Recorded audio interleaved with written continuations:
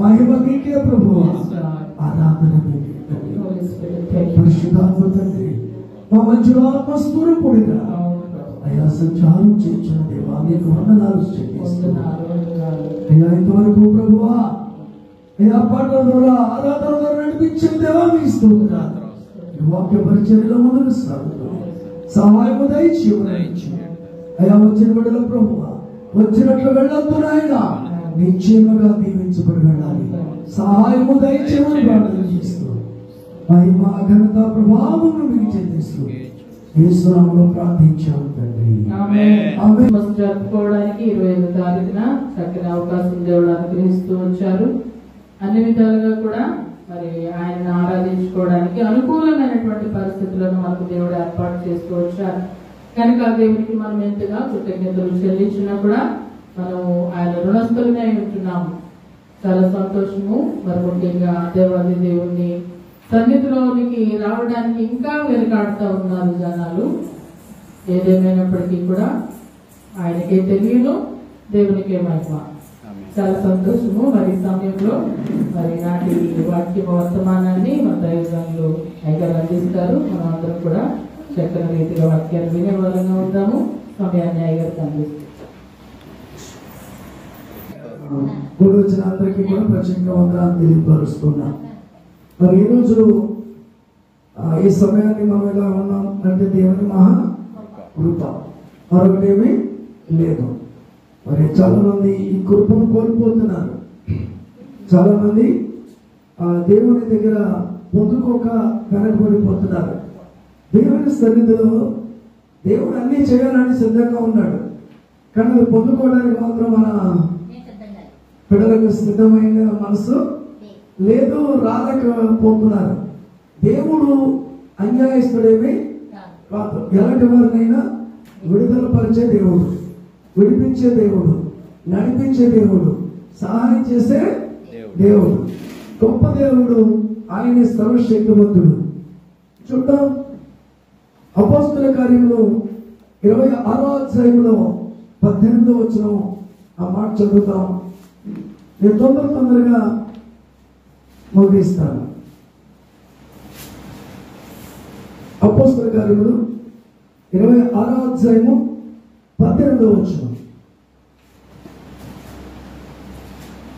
వారు చీకటిలో నుండి వెలుగులోనికి, సాతాను అధికారము నుండి దేవుని వైపునకును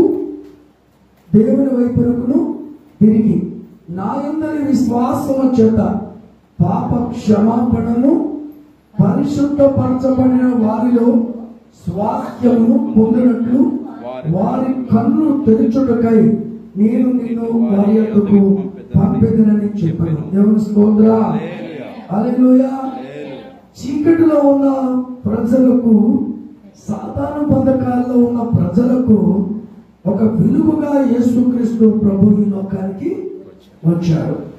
ఆ వెలుగు యొద్దకు వచ్చిన వారు ఏం చేయాలి అంటే విశ్వాసం ఉంచితే చాలు. యేసుక్రీస్తు నా కొరకు వచ్చారు అని విశ్వాసం ఉంచితే చాలు.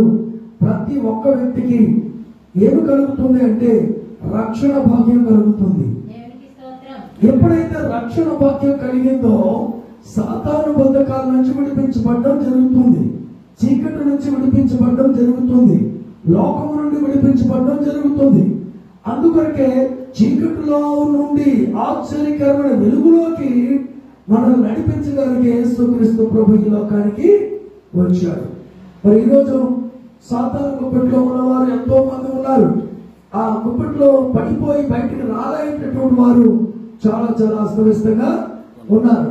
ఎవరి కొరకు దేవుడు ఈ లోకానికి వచ్చాడు అని చూస్తూ ఉంటే మనం చూస్తున్నాం, అందగాల కోసం, అంతస్తులు ఉన్న వారి కోసం, లేకపోతే బాగా నీతిమంతుల కొరకు కాదు వచ్చింది.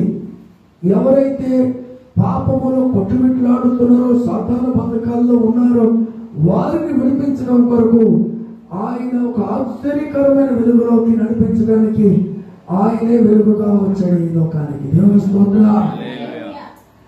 సాతాను అధికారం నుండి దేవుని వైపు తిరగడం, ఇది మన ముఖ్యమైన మాట. సాతాను అధికారం నుండి దేవుని వైపు తిరగడం. మేము నిన్న క్రిస్మస్ ఆరాధనలు అన్ని జరుగుతూ ఉంటే కొంతమంది ఎక్కడెక్కడ ఉన్నారంటే అసలు ఖాళీ లేని బార్ షాపుల్లో ఉన్నారు, కొంతమంది చూస్తుంటే అల్లర్లో ఉన్నారు, కొంతమంది గొడవల్లో ఉన్నారు, కొంతమంది ఇబ్బందుల్లో ఉన్నారు, సాతాను అధికారానికి లోనైపోయిన వారుగా ఉన్నారు. ఈ లోకమంతా కూడా చీకటమయము, చీకటమయము, చీకటమయము. వ్యభిచారంలోను, దొంగతనాలను, అబద్ధాలను, మోసాలను అనేక రకాలుగా కూరుకుపోయి సమస్యలు నలిగిపోతూ ఉన్నారు. అటువంటి వారి కొరకు ఒక వెలుగు ఉదయించింది. ఆ వెలుగే యేసుక్రీస్తు ప్రభు.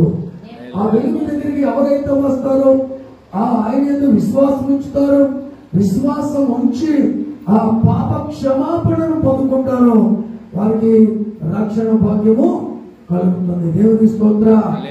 ఎవరైతే ఆయన యందు విశ్వాసం ఉంచుతారో వారు చీకటిలో నడవరు, ఎవరు లోకములో నడవరు, పాపములో నడవరు, అన్యాయంగా అక్రమంగా జీవించరు. ఒకప్పుడు మనం ఎక్కడున్నాం? అన్ని చూసుకుంటూ ఉంటే ఒకసారి మన జీవితాన్ని మనం తవ్వుకుంటూ ఉంటే, ఒకసారి జ్ఞాపకం చేసుకుంటూ ఉంటే అసలు మన పరిస్థితి ఏంటి అని ఆలోచన చేస్తే ఆ వృత్తికి ఈ వృత్తికి ఏమీ సంబంధం లేదు.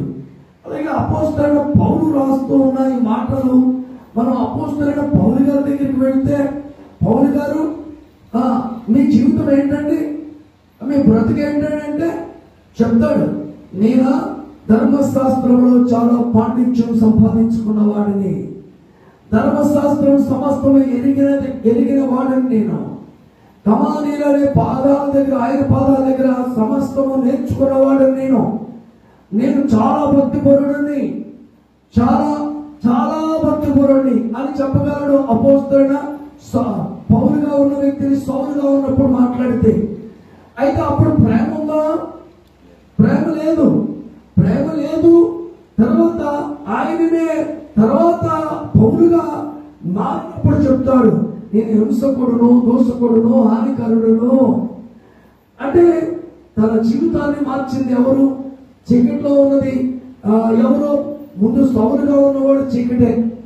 ఎవరైనా ఏదైనా తప్పుదం పొరపాటు లేకుండానే దేవుని పిల్లల మీద దాడి చేస్తూ ఉండేవాడు, సంఘాన్ని పాడు చేస్తూ ఉండేవాడు, అనేక మంది కొరలతో కొడుతూ ఉండేవాడు, హింసిస్తూ ఉండేవాడు. ఆనాడు ప్రేమ అనేది ధర్మశాస్త్రము చదివినప్పటికీ కూడా ఆయనకి అర్థం కాలేదో, అర్థమైందో నాకు తెలియదు. ఏంటి ధర్మశాస్త్రమే కరెక్ట్, యేసుక్రీస్తుని గురించి ఇంకా సమాచారం ఆయనకి అందలేదు. సరే, దేవుడు చూస్తాడంటే ప్రతి బ్రతుకుని. పాపంలో కూరుకుపోతున్నాడా? చూస్తాడు. అక్రమంగా జీవిస్తున్నాడా? చూస్తాడు. ఫోన్లు 24 గంటలు మాట్లాడుకుంటారా? లవర్తో స్టార్టింగ్ చేస్తున్నారా? అది చేస్తున్నాడా? ఇది చేస్తున్నారా? చూస్తాడు. ఓపిక ఎక్కువ దేవుడికి. చూచి చూచి చూచి ఏదో ఒక టైం వస్తుందండి. ఆ టైం వచ్చినప్పుడు ఏం చేస్తాడో తెలుసా? మాట వింటే విన్నట్టు, లేకపోతే మా తల మడి ఏం చేస్తాడు? పగల కొడతాడు. పగల కొట్టేది తీసుకుని వస్తాడు. అప్పుడు దాకా మనం వెయిటింగ్ చేయకూడదు. వెంటనే దేవుడికి ఏం చేయాలంటే లోబడి రావాలి. ఈ అపోస్తలుడైన పౌలుగా ఉన్న ముందు సౌలుగా ఉన్న వ్యక్తి ఏం చేస్తున్నాడు? దేవుని పిల్లలు ప్రేమ పంచుతున్నారు, దేవుని పిల్లలు ఆరాధన చేస్తున్నారు, దేవునికి లోబడి జీవిస్తున్నారు. దేవునికి లోబడిన వ్యక్తులు లోకానికి వేరుగా ఉండి జీవిస్తున్నారు. లోకానికి వేరై ఉండి ఉప్పుగా వెలుగుగా పిల్లలు దేవుని క్రియల్లో నడుస్తూ ఉంటే అపోస్తలుడైన సౌలు, అదే ముందు సౌలు, ఆ సౌలుకి నచ్చలేదు. ఏంటి, నీ నమ్మిన దేవుడే దేవుడు, ఈ దేవుడు ఏంటి అని అనుకున్నాడు. ఆనాటి కాలంలో, ధర్మశాస్త్ర కాలంలో యెహోవాగా ఉన్న దేవుడు యేసుక్రీస్తు ప్రభుగా వచ్చాడన్న సంగతి వారికి అర్థం కాలేదు. ఎప్పుడు యెహోవా తండ్రి కాలంలో మరి ధర్మశాస్త్ర కాలంలో ఆజ్ఞలు పాటించి ఉన్నవారు కొద్దిమందే, కానీ నెరవేర్చలేకపోయారు చాలా మంది. అందుకని ప్రతి మానవుడు ఎక్కడికి పోతున్నారు? మరణించి నరకానికి పోతున్నారు. ఏదో బలిస్తారు, అది అయిపోయింది పాపం అనుకుంటున్నారు. పాపం పోలేదు, కానీ జన్మతః పాపం ఉంది. అన్ని పాపాలు నిలబడి చేస్తున్నాయి. దీనికి విరుగుడు లేదు. ఆ విరుగుడు కలిగించాలనుకునే దేవాది దేవుడు ఈ లోకానికి వచ్చి ఆయన కన్య మరియమ్మ గర్భంలో పరిశుద్ధాత్మ ద్వారా జన్మించి 30 సంవత్సరాల తల్లి తండ్రి సాటున మందిరంలోను వాక్యములోను ఒక మానవుడిగా వచ్చి ఆయన ఎలాగైతే మానవుడు ఉంటాడో మాదిరి చూపించి ఆయన అంతా పని ముగించేసుకున్నాడు. సిలువలో రక్తం కార్చి ప్రాణం పెట్టి పునరుద్ధరణ రిలీజ్ పరలోకానికి వెళ్ళిపోయాడు. వెళ్ళిపోయిన తర్వాత ఇక చూడండి, ఇక్కడ ఉన్న కాలంలో అపోస్తులు మరి అందరూ కూడా సువార్త ప్రకటిస్తుంటే వారిని కొట్టేవారు, వారిని నాశనం చేసేవారు, వారిని హింసించేవారు. ఎందుకంటే వెలుగు వచ్చిన వారు ప్రతి ఒక్కరూ ఓర్చుకుంటారు. వెలుగు కలిగిన వారు సాతాను బంధకాల నుంచి విడిపించబడిన వారు ఓర్చుకుంటారు. సాతాను బంధకం నుంచి లోకము నుంచి మరి వచ్చిన వారు ఎవరైనా ఏదైనా అంటే తిరిగి మాట్లాడరు కదండి. ఎవరు కూడా ఇవి మాట్లాడరు. ఎవరైనా ఏదైనా కొట్టినా కానీ తిరిగి ఒక దెబ్బ కొట్టరు. అలాగే అపోస్తలులందరినీ కూడా పాడు చేస్తూ, సేవను పాడు చేస్తూ, సంఘాన్ని పాడు చేస్తూ హింసిస్తూ ఉన్న సందర్భంలో ఈ సౌలు అరాచకాలు ఎక్కువైంది, జ్ఞానం ఎక్కువైపోయింది. నేను నమ్మిందే కరెక్ట్. ఇప్పుడు కూడా చాలా మంది నేను నమ్మిందే కరెక్ట్ అనుకుంటారు. ఎదుటి వారి మాట వినరు. అయితే మాట్లాడతారు, అదంటారు, ఇదంటారు. పిచ్చి పట్టిందంటారు. ఎందుకు పిచ్చి పడుతుందంటే మందు మానేయటం పిచ్చా, వ్యభిచారం మానేయటం పిచ్చా, అబద్ధాలు మానేయటం పిచ్చా, లోకంలో జీవించకుండా ప్రత్యేకంగా పరిశుద్ధంగా పవిత్రంగా జీవించడం పిచ్చా. ఇది చాలా మందికి ఇప్పుడు ఇదే. ఆ క్వాలిటీస్ అన్ని కూడా ఎవరిలో ఉన్నాయంటే సౌల్లో ఉన్నాయి. కానీ ఒకే ఒక రోజు వచ్చింది. ఆ ఒక్కరోజు రావడం సాతాను ప్రేరేపించిన ప్రేరణ బట్టి హింసకు గురి చేసిన ప్రజలు ఎంతమంది తల్లలో వెళ్ళిపోయారో తెలియదు, కానీ అతని వల్ల ఎంత ఇబ్బందులు పడ్డారో తెలియదు. కానీ ఒక రోజు వచ్చింది దమస్కు పట్టణం దగ్గర, అక్కడ ఒక ఆశ్చర్యకరమైన వెలుగు ఆ సౌలును దర్శించగానే జీవితం మారిపోయింది. దేవుని స్తోత్రం. ఆ వెలుగు రావడంతో ఆయన బుర్ర నుంచి కిందకి ఒక్క బొర్ర పడ్డాడు. ఆ వెలుగు ఏంటిది? అది ఆశ్చర్యం అయిపోయింది. అయితే ఆ వెలుగు ఎప్పుడైతే చూచాడో కళ్ళు రెండు ఏమైపోయి క్లోజ్ అయిపోయింది. ఇక చూడండి, అంధకారము అలవాటిచ్చింది. ఇప్పుడు అంతకుముందు వెలుగు చూశాడు, చూసిన తర్వాత కళ్ళు మోతాడిపోయింది, కళ్ళు తెరవడానికి అవకాశమే లేదు. వారిని తన అనుసరులు తీసుకెళ్లి ఎక్కడ పడుకోబెట్టాడు? ఇంటి దగ్గర పడుకోబెట్టవలసి వచ్చింది. ఇంటి దగ్గర తీసుకెళ్లవలసి వచ్చింది. అలా ఎదుటి వారు తీసుకువెళ్ళక ముందే బ్రతుకుని మార్చుకుంటే ఆ వెలుగులో వచ్చేస్తే, సాతాను బంధకము నుండి వెలుగులో వచ్చేస్తే మరి ఈ బాధలు ఈ తిప్పులు ఉండవు కదా. సరే, వెనకపోతే ఏం చేస్తాడంటే ఇదిగో మంచం మీదకి తీసుకెళ్ళిన తర్వాత ఏంటి వెలుగు? ఏంటి ఆశ్చర్యకరమైన వెలుగు? ఓ సౌలా ఎందుకు నన్ను హింసిస్తున్నావు? నీ వెవడు అని అడిగినప్పుడు చెప్తాడు, నువ్వు హింసిస్తున్నావు నజరేయుడైన యేసు నీనే అని స్వరంతో మాట్లాడినప్పుడు అప్పుడు అర్థమైందన్నమాట. కానీ తీసుకెళ్లి పడుకున్నాక 3 రోజులు ఉపవాసం పెట్టాక మరొక పాస్టర్ గారిని పంపించి, అననయ్య అనే పాస్టర్ గారిని పంపించి, వెళ్ళు అతనిని స్వస్థపరచు, బాగు చేయంటే అతనికి ఆశ్చర్యం. అయ్యా మీరు వెళ్ళమంటున్నారు, ఇతని హింసకుడు, దోషకుడు, హానికరుడే కదా, సాతాను ప్రేరేపించిన వ్యక్తే కదా, అందరినీ హింసించే వ్యక్తే కదా, అతనికి కళ్ళు తెరవమంటావేంటి? నువ్వు వెళ్ళు అన్నప్పుడు వెళ్ళి ఆ 3వ రోజు కళ్ళు తెరిస్తేట కళ్ళు నుంచి పొరలు రాలిపోయినాయంట. దేవుని స్తోత్రం. ప్రతి మనిషి కళ్ళు పొరలు రాలితేనే కానీ దేవుడు ఏంటో తెలుసుకోవట్లా. ఈ రోజున అప్పైనా రావాలి, జబ్బైనా రావాలి, మంచం మీద పడితేనే కానీ దేవుడు ఏంటో తెలుసుకోవట్లేదు. అంటే అలా రావాలని మనం కోరుకోవట్లేదు, కానీ అక్కడ దాకా వెళ్ళకపోతే ఏం చేయాలి? సాతాను బంధకాల్లో ఉన్న వారిని విడిపించబడి ఆయన వైపు తిరగాలి. అక్కడ చూడండి, చరిత్ర మారింది. ఎప్పుడైతే సౌలుగా ఉన్నవాడు పౌలుగా మారాడో, ఏ ప్రాంతంలో అయితే కొట్టాడో, ఏ ప్రాంతంలో అయితే జనాలను ప్రజలను హింసించాడు, ఏ సువార్త అయితే పాటు చేశాడో, అదే ప్రాంతంలో నిలబడి యేసే నిత్య రక్షకుడు, యేసే వెలుగుగా వచ్చాడు, యేసే ఆయనే నిత్య జీవం ఇచ్చేవాడు, ఆయనే మార్గం సత్యం జీవం అని బోధిస్తూ ఉంటే ప్రజలందరూ ఆశ్చర్యపొందారు. ఎవరి స్తోత్రం! ప్రజలందరూ కూడా విస్మయం పొందారు. ఆశ్చర్యకరం అయిపోయిందండి అక్కడ. ఇప్పుడు ఇంతవరకు మేము చేసే ప్లాన్ ఏంటి? మన ఏమైనా కొత్త ప్లాన్తో ఏమైనా మార్పు చేయడానికి ఏమైనా వచ్చాడా, కొత్త ప్లాన్తో కొట్టడానికి వచ్చాడా అని కూడా భయభ్రాంతులు గురైపోయారండి. కానీ దేవుడు చెప్తున్నాడు, వారు చీకటిలో నుండి వెలుగులోకి రావాలి, సాతాను అధికారంలో నుండి దేవుడి వైపు తిరగాలి. తిరగాలంటే మొదటిగా ప్రేమతో పిలుస్తాడు. యేసుప్రభు గారు రండి, మహిమరాజు గారు రండి, లోకారా అని పిలుస్తాడు. పిలిచినప్పుడు ఏం చేయాలి అమ్మా? ఏం చేయాలి? దేవాది కంటే ఎవరున్నారు నాకు? నీ పని నా పని, నీ వార్తే నా వార్త, నీ బ్రతికే నా బ్రతుకు అనుకు రావడమే మేలు. అలా కాకుండా వెనక్కి వెనక్కి వెనక్కి జారిపోతే బ్రతుకు తేలతో ఆధ్యాత్మికంగా ఎదగలేం, విశ్వాసంలో ఎదగలేం.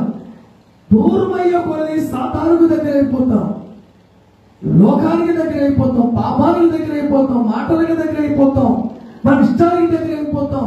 దేవుని చిత్తానికి లోపడదు మనస్సు. అందుకే ఒక తీర్మానం చేసుకుంటే ఆ తీర్మానంలో చాలా గొప్ప కార్యాలు దేవుడు చేస్తాడు. ఒకప్పుడు నేను కూడా రా రా రా అని పిలిస్తే నేనేమన్నాను?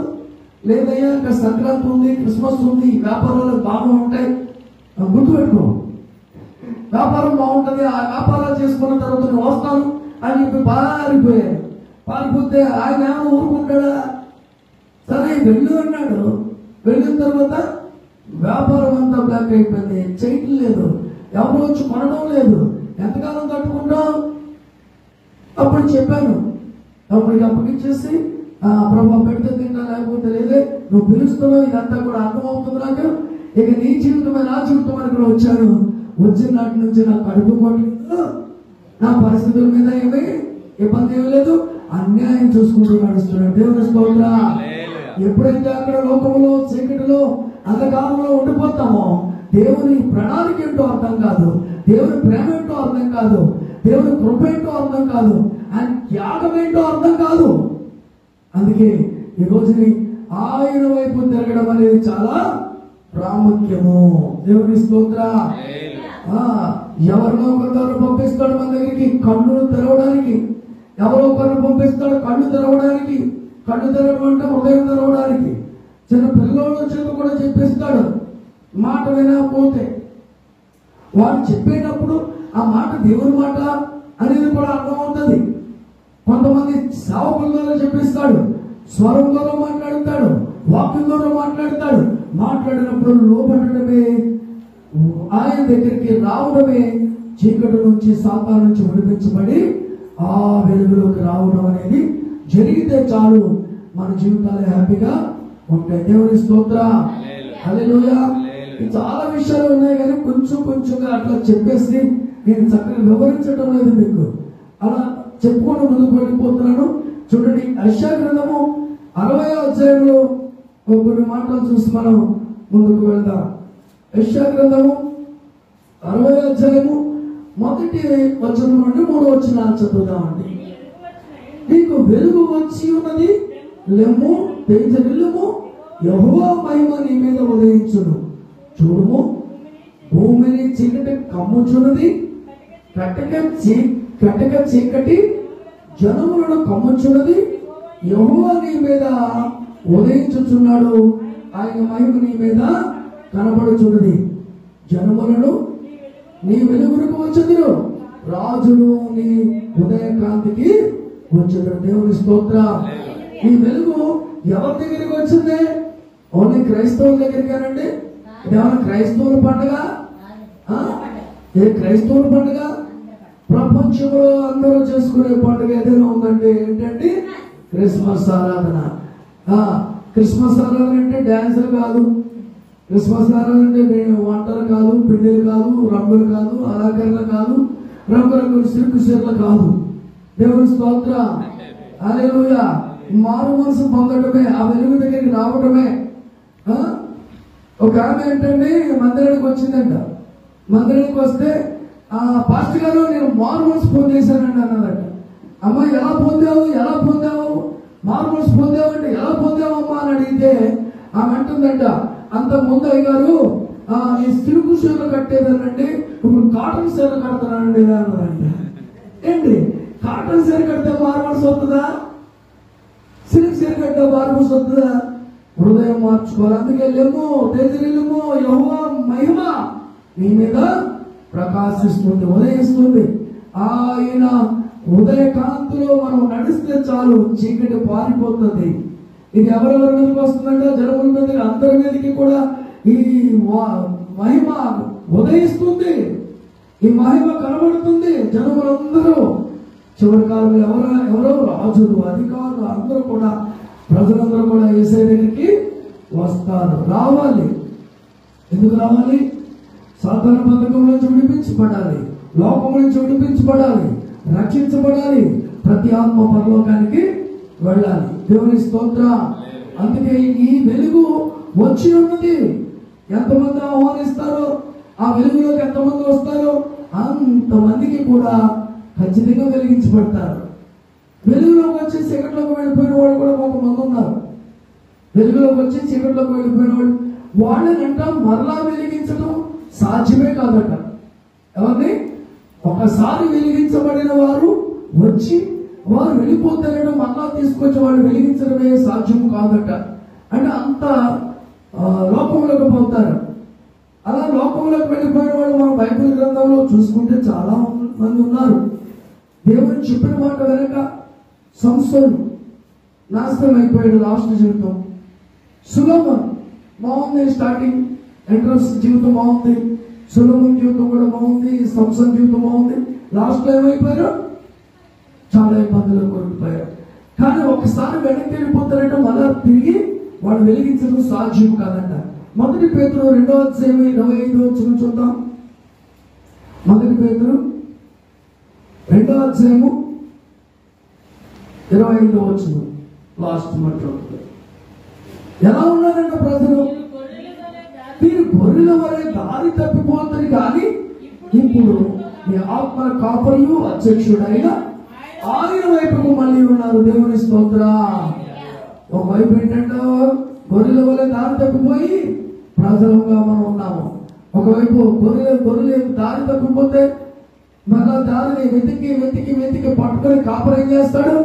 మన దారిలో పెడతాడు. ఒకప్పుడు మన జీవితాలు, మన బ్రతుకులు దారి తప్పిపోయి లోకంలో పడిపోయి నాశనం అయిపోతున్న మన బ్రతుకులు, మన ఆత్మల కాపరైన యేసయ్య, వెలుగైన యేసయ్య, ఆయన కృప ద్వారా మనం ఏం చేశాడు? సరైన దారిలో తీసుకుని వచ్చాడు. ఒకవేళ ఈ దారిలో ఇంకా మనం ఉన్నామా లేమా? ఇంకా దారి తప్పి ఉన్నామా? దారి తప్పిపోయిన ఒక ఆయన ఉన్నాడుగా, దారి తప్పిపోయిన ఒక వ్యక్తి ఉన్నాడు కదా. ఎవరో వ్యక్తి? తండ్రి దగ్గర ఉన్నప్పుడు బాగున్నాడు. అన్నయ్య కుటుంబం అంతా కలిసి చక్కగా పొలం చేసుకుంటూ లేదా కుటుంబంలో ఉంటూ సంతోషంగా ఉన్నాడు.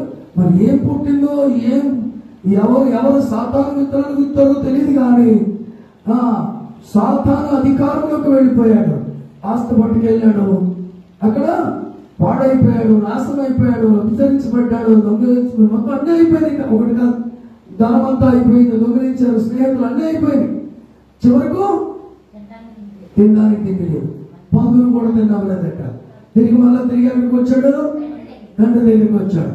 అలాగనే మన జీవితాలు ఎన్నోసార్లు పడిపోయాం, ఎన్నోసార్లు ఉరికిపోయిన జీవితాలే, నలిగిపోయిన జీవితాలే, దారి తప్పిపడిన జీవితాలే. కానీ మళ్ళా దేవుడు కృపను బట్టి ఏం చేస్తాడు? తిరిగి తీసుకుని వచ్చాడు. దేవుని స్తోత్రం. హల్లెలూయా. మొదటి యోహాను 1వ అధ్యాయము 9వ వచనం. జస్ట్ అలా చెప్పుకుంటూ వెళ్ళిపోతాను. అయిపోతుంది. ఇక్కడ చెప్తున్నాడు, ఇప్పటికీ కూడా దారి తప్పిపోయి ఉంటే మనం ఏం చేయాలో చెప్తున్నాడు. 1 యోహాను 1వ అధ్యాయము 9వ వచనం. మన పాపములను ఆయన నమ్మదగిన వాడు, నీతిమంతుడును కనుక ఆయన మన పాపములు క్షమించి సమస్త దుర్నీతి నుండి మన పాపములుగా చేయను. దేవుని స్తోత్ర. ఇప్పుడు దారి తప్పిపోయి లోకములో పడిపోయి పాపములో పడిపోయి దేవునికి దూరం అయిపోయి దేవునికి వద్దాంలే చూద్దాంలే చేద్దాంలే అనుకునే పరిస్థితులు ఎన్నో అయిపోయింది. తెలిసి కూడా జారిపోయిన రోజులు ఎన్నో ఉన్నాయి. కానీ అంటున్నాడు దేవుడు, మన పాపములు ఒప్పుకునే ఎడల ఆయన నమ్మదగిన దేవుడు. నమ్మదగిన దేవుడు. ఆ నమ్మదగిన దేవుడి దగ్గర మనం ఏం చేయాలంటే పాపములంట కప్పుకోకూడదంట, ఒప్పుకోవాలి. ఒప్పుకొని విడిచిపెడితే ఆయన నీతిమంతుడు, మన పాపములను క్షమించి దుర్నీతి నుండి సాతాను నుండి లోకము నుండి విడిపించి పవిత్రులుగా చేస్తాడట. పవిత్రులుగా చేస్తాడు. ఆయన నమ్మదగిన దేవుడు. అందుకని మనం జాగ్రత్తగా ఉంటే ఈ వెలుగు మనలోకి వస్తే ఇక చూడండి, ఈ క్రిస్మస్ 25 డిసెంబర్ నెలంతా కాదు, ప్రతిరోజు క్రిస్మస్ పండుగ ఉంటుంది. ఇంట్లో ప్రతిరోజు ఆనందమే ఉంటుంది, ప్రతిరోజు సంతోషం ఉంటుంది. మరి చివరి మాట చెప్తాను. మలాకి గ్రంథం 4వ అధ్యాయంలో, మలాకి గ్రంథం 4వ అధ్యాయము 2వ వచనం చూద్దామండి. చివరి మాట ఎలా ఉంటాం ఆయన ఈ వెలుగు దగ్గరికి వస్తే ఎలా ఉంటాం అనేది ఇక్కడ చెప్తున్నాను దేవుడు. మలాకి గ్రంథం 4వ అధ్యాయము 2వ వచనం. చీకటిలో అయితే నా నామమందు భయభక్తులు గల వారకు మీకు నీతి శ్రేణులు ఉదయించును. అతని రెక్కలు ఆరోగ్యం కొరకు చేయను కనుక మీరు బయలుదేరి ప్రొబ్బిన దూడలు గంతులు వేయుదురు. దేవుని స్తోత్ర. ఆయన నామమందు భయభక్తులు కలిగిన మనకు ఏం చేస్తాడు? నీతి సూర్యుడు ఉదయించున్నట. ఆయనే మన ఇంట్లో, లేకపోతే మన హృదయంలో, మన కుటుంబంలో, మన సంఘంలో ఆయనే ఉదయించుకుంటే ఈ చీకటికి దారెక్కడా? చీకటికి దారెక్కడా? చీకటి అనేది రావడానికి అవకాశం లేదు. ఇప్పుడు నీతి సూర్యుడు ఉదయించను, అతని రెక్కల ఆరోగ్యము కలుగును. అంటే ఉదయకాలం లేచి లేవగానే సూర్యుడు ఉదయిస్తున్న సమయంలో కాస్త ఆ ఎండకి, ఉదయకాలం ఎండకి ఒక 10-15 నిమిషాలు అలాగే కూర్చుంటే ఆ ఎండలోంచి ఆ నీతి ఆ వెలుగులోంచి ఒక మంచి కిరణాలు వచ్చి ఒంటిని బాగు చేసి ఆరోగ్యం బాగు చేస్తే ఆ సూర్యుడు కిరణాలే, ఆ వెలుగే, ఆ ఉదయకాలము ఎండే నిన్ను నన్ను బాగు చేస్తే నిశ్చయముగా నీతి సూర్యుడైనటువంటి యేసయ్య దగ్గర ఉంటే బాగు చేయడా, వెలిగించడా, కృపైన దూడవలే గొంతులు వేయమా, మనకు ఆరోగ్యం కలగదా? కలుగుతుంది. అయితే ఆ నీతి సూర్యుడి దగ్గరికి రావాలి. ఆ నీతి సూర్యుడి దగ్గరికి రావాలి. ఎందరైతే వస్తారో వాళ్ళందరికీ కూడా ఆరోగ్యం ఉంటుంది. ఎందరైతే వస్తారో వాళ్ళందరూ కృపైన దూడవలే గొంతులు వేస్తారట. ఇలా వచ్చి చూడండి, మనసు అప్పగించుకుని చూడండి, బ్రతుకంతా సమర్పణ కలిగి ఉండండి. డిసెంబర్ 25 అయిపోయింది. ఇప్పుడు 4 రోజులు 3 రోజులు ఉంది. ఇంకా ఇవాళ 28వ తారీఖు వచ్చేస్తాం. ఇక ఈ 3 రోజుల్లో మనం చేసిన పనులేంటో ఒప్పుకొని విడిచిపెట్టి నూతనమైన వ్యక్తిగా మళ్ళా సరిపోయిన లాజరు బయటికి వచ్చినట్లుగా, దేవాది దేవుడు పునరుద్ధరణుడిగా బయటికి తిరిగి వచ్చినట్లుగా మనం ఏ సత్యని స్థితిలో ఉన్నాం మళ్ళీ తిరిగి ఆయన రెక్కల దగ్గరికి, ఆయన వెలుగు దగ్గరికి, ఆయన నీడ దగ్గరికి వస్తే, ఆ సిలువ నీడలోకి వచ్చేస్తే ఖచ్చితంగా ఆయన పాప క్షమాపణ ఇస్తాడు. మనము నూతన వ్యక్తులుగా మార్చబడతాం. అలా చేయాలంటే మీ పాపములు, ప్రతి పాపములు కూడా ఒప్పుకొని విడిచిపెట్టబడి ఆయనతో అడుగులు వేయడానికి మంచి తీర్మానం చేసుకుంటే కొత్త సంవత్సరంలో 2026కు వచ్చేస్తున్నా. సంవత్సరం అంతా అయిపోయింది. ఏం సాధించాం? సంవత్సరం అంతా అయిపోయింది. దేవుడికి ఏమి ఇచ్చావు? సంవత్సరం అంతా వెళ్ళిపోయింది. దేవుడి మందిరంలో ఎన్నిసార్లు వచ్చావు? సంవత్సరం అంతా వెళ్ళిపోయింది. ఎన్ని డుమ్మాలు కొట్టావు? ఎన్ని లెక్కలు వేసుకోవాలి. లెక్కలు వేసుకుని అయ్యా అలా కాదయ్యా దేవుని దగ్గర మంచి తీర్మానం చేసుకుని మనం ముందుకు నడిస్తే ఖచ్చితంగా ఈరోజు వర్తమానం ఏంటంటే చీకటిలో నుండి వెలుగులోకి రండి అని ఒక పిలుపు ఈ వర్తమానం సారాంశం. అందుకే ఒకప్పుడు మేము కూడా చీకట్లో అలా అలా తిరుగులాడుతున్న సమయంలో వెలుగులోకి వచ్చిన తర్వాత నిజంగా ఒక ఆరోగ్యం ఇచ్చాడు. ఇవాళ టాబ్లెట్లు వెయ్యిన వ్యక్తులు ఎవరున్నారు చెప్పండి? ప్రతి ఒక్కరూ వేలకు వేల లక్షల రూపాయల టాబ్లెట్లు. ఉదయకాలం భోజనం అంతా భోజనం పెట్టుకుంటారు కంచంలో కదా, ఆ భోజనం పెట్టుకున్న కంచంలో భోజనం ఎంత ఉండదో టాబ్లెట్లు కూడా అన్నీ ఉంటాయని చూస్తున్నాం కొంతమందికి. ఏంటి కంచం అంటే టాబ్లెట్లే. కానీ దేవుడు మహాకృపను బట్టి ఆయన రెక్కల్లో ఉంటే ఏమన్నాడు? ఆరోగ్యం అన్నాడు. ఈ రోజు నాటికి నాకు టాబ్లెట్లు లేవు, దేవుని స్తోత్రం. అలాగే వేసుకోవద్దని నేనేం చెప్పట్లేదు, నాకు లేకుండా చేసిన దేవునికి స్తోత్రం కలుగునుగాక. ఎందుకు? ఆయన పని చేయి, మరి హాస్పిటల్ పరిచయం, స్వార్థ పరిచయం చేయి, సంఘ పరిచయం చేయి, ప్రార్థనలో ఉండు, వాక్యంలో ఉండు. ఆయన రెక్కలు ఆయన సిలువలో ఒదిగిపోతే ఇవన్నీ ఇస్తాడండి. ఇవాళ కోట్ల రూపాయలున్నా ఆరోగ్యం లేకపోతే ఎందుకండి ఇది? అవునా? కోట్ల రూపాయలు ఉన్న వాళ్ళు ఇవాళ తింటున్నారా చెప్పండి? తింటున్నారా? ఏంటి వాళ్ళకంటే బీపీ షుగర్. ఈ బీపీ షుగర్ వల్ల అన్ని నోరు కట్టాలి, కట్టకపోతే టమా కట్టాలి, కట్టకపోతే టమా కొడతారంట. మరి ఈ నోరు కట్టుకోకుండా శుభ్రంగా తినాలంటే ఆయన పాదాల దగ్గరికి వచ్చి కాస్త స్వస్థత అనుగ్రహించమని అడగాలి, లోబడాలి, ఆయన చిత్తానికి ఒప్పుకోవాలి. మనము ఆయన చిత్తం ఏంటో కనుక్కొని ఆ చిత్త ప్రకారంగా మనము నడవాలి. అలా నడిస్తే అన్నీ చేస్తాడండి. అందుకే యేసుక్రీస్తు లోకానికి వచ్చి ఆయన మాత్రం చూపించే కలవరి స్థితిలో ప్రాణం పెట్టి రక్తం కాచి చనిపోయింది మన కొరకే, దెబ్బల తినలో మన కొరకే, గాయాలు పొందింది మన కొరకే.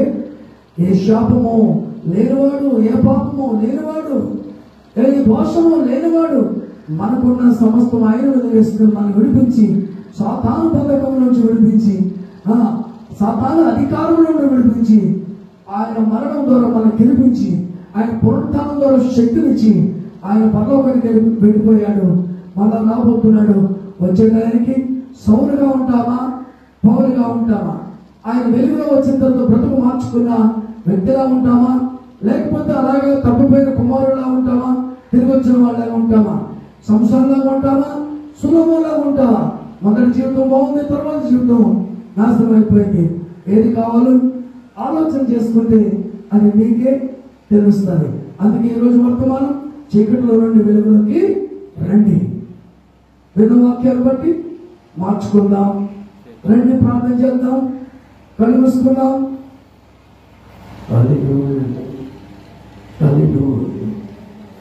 ప్రార్థన చేద్దాం.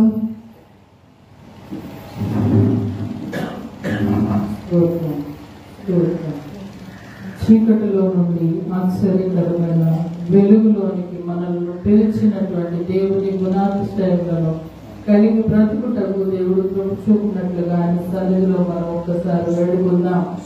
అవును, మన బ్రతుకులు ఒకప్పుడు చీకటిలోనే, లోకంలోనే, అంధకారంలోనే బ్రతుకుతూ వచ్చినా, అయితే నిన్ను నన్ను ప్రేమించినటువంటి దేవాది దేవుడు నీడల నాడల జాలి చూపి ఆయన ఉన్నతమైన వాత్సల్యము చొప్పున మనలను ఆయన యొద్దకు చేర్చుకుని చీకటిని తొలగించి వెలుగులోనికి నడిపించడానికి ఆయన శిలువ పైన చావుండి ఉన్నారు. యేసు చావుంది శిలువపై, నీ కొరకే నా కొరకే, ఎంతో గొప్ప రక్షణ ఇచ్చెను. నీ కొరకే నా కొరకే, నేడే నీ పాపములొప్పుకో, నీ పాపడాగులు కడుగుకో, నేడే నీ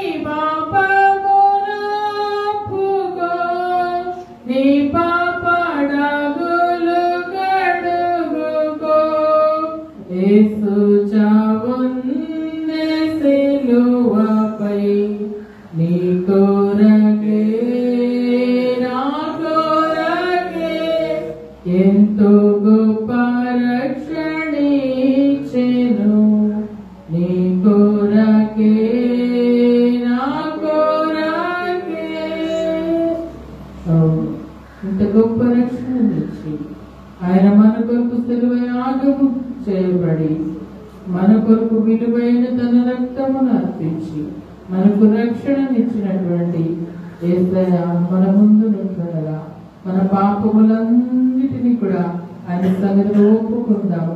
ఆయన యొద్దకు వద్దాము, విడిచిపెడదాము. సౌలును పౌలుగా మార్చిన దేవుడు, సౌలు కండ్లు పరులకు విప్పిన దేవుడు ఈనాడు నీ నా జీవితంలో కూడా మార్చడానికి ఆయన సమర్థుడు.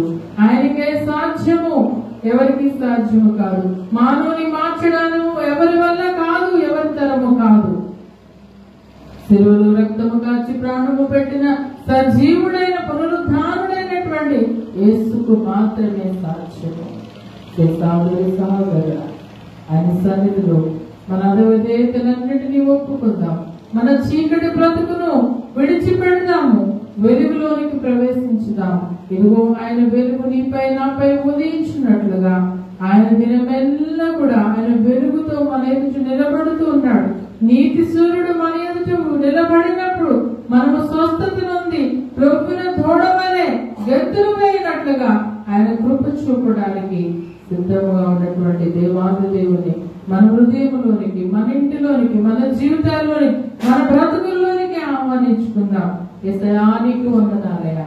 ఇదిగో ప్రభా, గొప్పని వెలుగుతో మమ్మల్ని నింపడానికి వచ్చి ఉన్నటువంటి దేవానికి వందనాలు. గొప్ప రక్షణను మాకు ఇచ్చినందుకు నీకు స్తోత్రమయ్యా.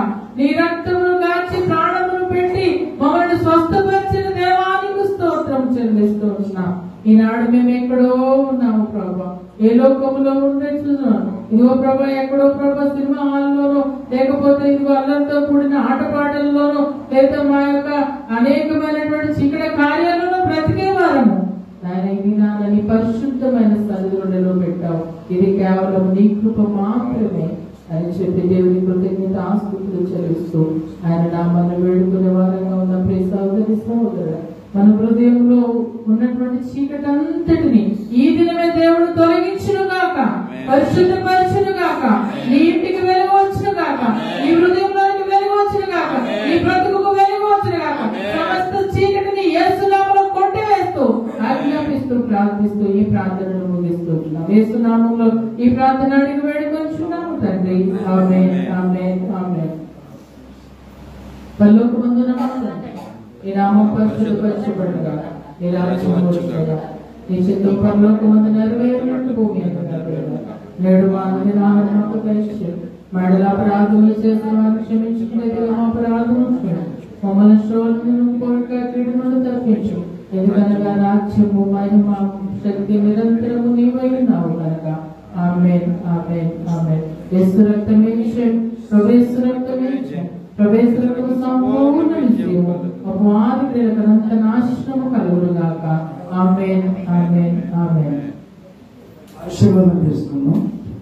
మన పరమ తండ్రి దేవుని ప్రేమ, కుమారుడైన క్రీస్తు ప్రభువారి కృప, ఆదరణకర్తైన పరిశుద్ధాత్మ దేవుని సహవాసం, సమాధానం సకల పరిశుద్ధులకును కూడి చేరవచ్చిన బిడ్డలకు మీరు మాకు ఇచ్చిన సమస్తములకు సదాకాలం తోడై ఉందురుగాక. ఆమేన్, ఆమేన్, ఆమేన్. దేవుడు మీ కుటుంబాలను మనకి ఇచ్చిన సమస్తమును దీవించునుగాక, ఆశీర్వదించునుగాక, మేలుతో నింపునుగాక. ఆయన సన్నిధిలో నుంచి ఉందురుగాక, ఆయన కొరకే జీవించుదురుగాక. ఆయన వెలుగు మన హృదయంలో